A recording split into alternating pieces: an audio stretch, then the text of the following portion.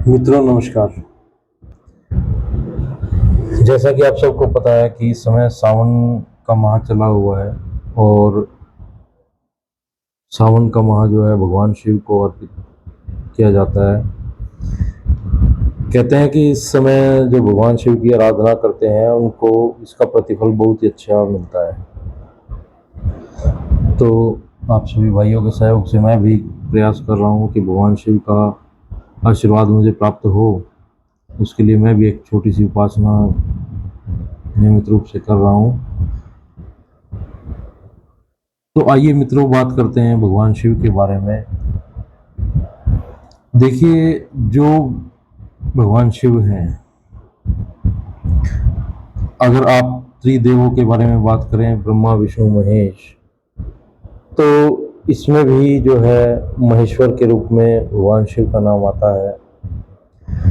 वैसे मैं आपको बता दूं, जैसा मेरे गुरुदेव श्री चैन देव जी महाराज ने बताया है, जो उन्हें अपने आध्यात्मिक उन्नति के मार्ग पर जो है जो प्रकाश प्राप्त हुआ, जो उनको देवी देवताओं ने बताया, उनके अनुसार जो है भगवान शिव के कुल 12 रूप हैं। उनमें से एक रूप की आज हम चर्चा करते हैं, जिनको भूतों का नाथ, मरघट का स्वामी, मरघट में रहने वाले शिव के बारे में आप सभी जानते हैं।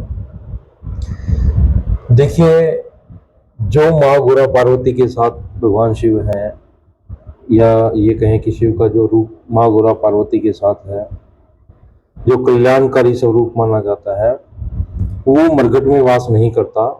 उनका शिवलोक जो है वो अलग से है। मरघट में जो भगवान शिव का स्वरूप वास करता है, वो बाबा महाचंडाल या महाकाल के रूप में प्रतिष्ठित है।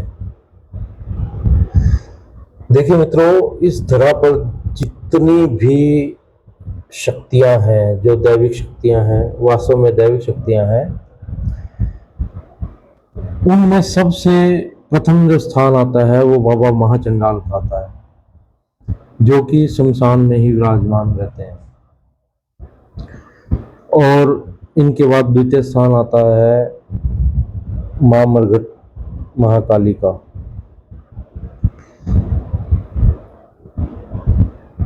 जो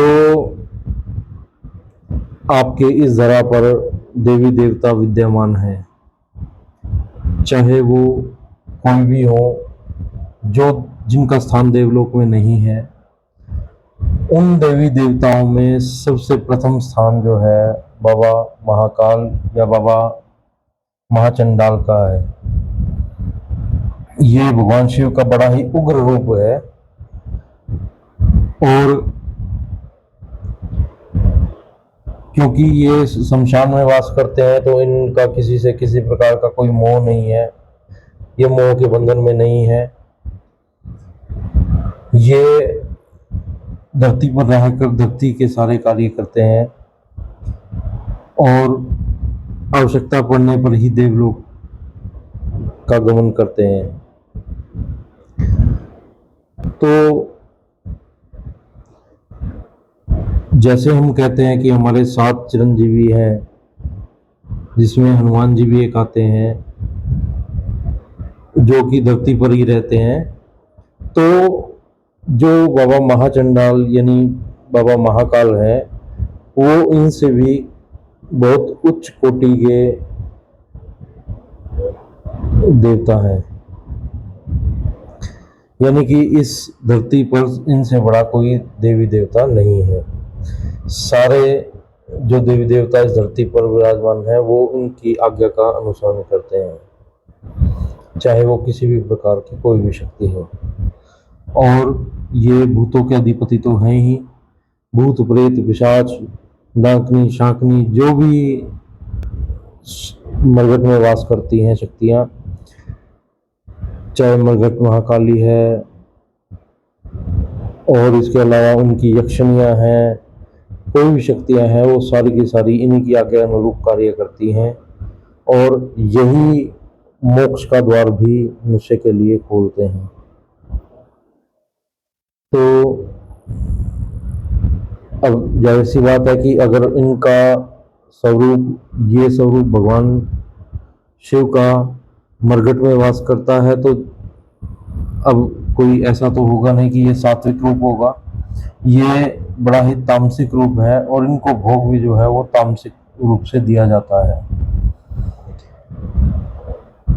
लेकिन मैं यहाँ एक बात आपको और बीच में बता दूं कि तामसिक तो है, लेकिन इनको मांस का भोग नहीं दिया जाता। मांस का भक्षण जो है देवी देवता नहीं करते, चाहे वो कोई भी हो। चाहे तो आज इस विषय के बारे में सिर्फ मैं इतना ही बताना चाहूँगा। धन्यवाद।